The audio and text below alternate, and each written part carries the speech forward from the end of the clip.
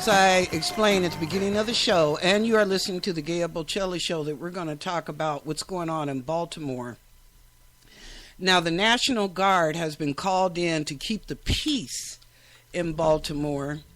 So let me read a little bit about this. National Guardsmen took up positions across the city, and hundreds of volunteers began sweeping the streets of broken glass and other debris Tuesday morning, after riots erupted following the funeral of a black man who died in police custody. The streets were calm in the morning, but authorities remained on edge against the possibility of another outbreak of looting and arson. The city was under a 10 p.m. to 5 a.m. curfew.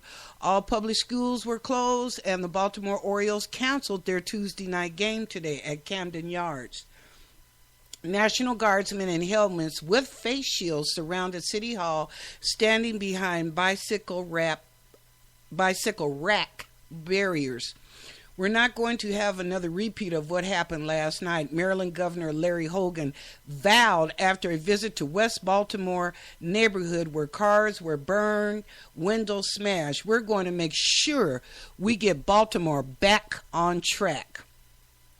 Hogan said there are a couple of thousand National Guardsmen and police officers in Baltimore, with more on the way. It was the first time the National Guard was called out to quell unrest in Baltimore since 1968, when some of the neighborhoods burned for days after the assassination of Reverend Martin Luther King.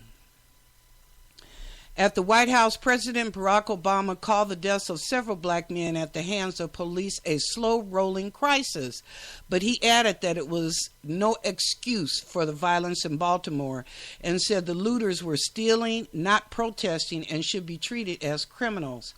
As firefighters doused smoldering fires Tuesday, many lamented the damage done by the rioters to their own neighborhoods. Now that's where I have a problem. Let you hear the speech from the President, Barack Obama. So let me let you listen to that right quick.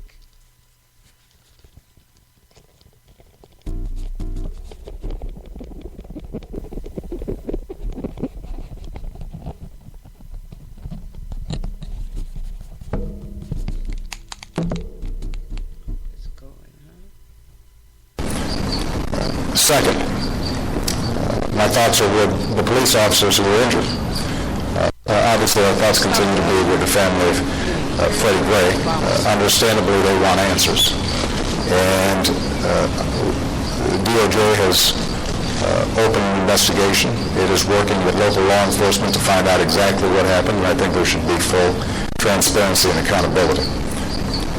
Second, my thoughts are with the police officers who were injured in last night's disturbances. It underscores that that's a tough job, and we have to keep that in mind. And my hope is that they can heal and get back to work as soon as possible. Point number 3, there's no excuse for the kind of violence that we saw yesterday. It is counterproductive. When individuals get crowbars and start prying open doors to loot, they're not protesting. They're not making a statement. They're stealing. When they burn down a building, they're committing arson. And they're destroying and undermining businesses and opportunities in their own communities that rob jobs and opportunity from people in that area. That is not a protest. That is not a statement. It's people, a handful of people taking advantage of the situation for their own purposes, and they need to be treated as criminals. Okay, you just got through listening to the speech by President Barack Obama. Now let me get back to hundreds of volunteers helped shopkeepers clean up as helmeted officers blocked a stretch of North Avenue in the neighborhood where Freddie Gray, 25, was arrested earlier in this month in a case that has become the latest flashpoint in the national debate over the police use of deadly force against black men. So I disagree with President Obama when he said it's a slow rolling crisis. No, I don't believe it's a slow rolling crisis. Why? Is because it's across the nation that you have black men that are being profiled. I mean, come on, two good ones right off the bat in entertainment was Wesley Snipes got profiled on the East Coast, and on the West Coast, Chris Tucker got profiled. So it's not rolling. It's been going on. To me, Baltimore is catching up with L.A. when L.A. went through that Rodney King thing. Now, I want to speak about this. Why do y'all go in your own neighborhood? Didn't you learn anything from Ferguson or past riots? There is a riot policy, performer that you need to go by. Number one, don't tear up your own shit. Okay, go up in the rich neighborhoods.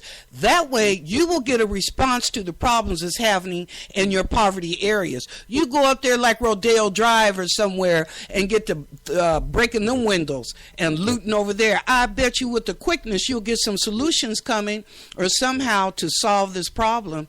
But when you tear up your own neighborhood, what is the government? They don't care. It's like, oh, well, you're just hurting yourself. You know, in Ferguson, a lot of those businesses either moved out or they closed permanently. Now those people in Ferguson have to travel anywhere from 5 to 10 miles from their home to buy stuff where they could just walk down the street to the little mom and pop store and pick up whatever that they needed for the house. Not anymore. Same thing is going to happen in Baltimore when these commercial businesses, some of them may stay, but I bet you a majority of them are going to move out that neighborhood. Now what are you people going to do? You not only hurt yourself, you've hurt commerce in your own neighborhood. And probably some people that didn't think like the police and cared about you and wanted to see things change for the better. We'll never know that now, will we? Only thing I can say what you're doing now is you are picking up the pieces, okay?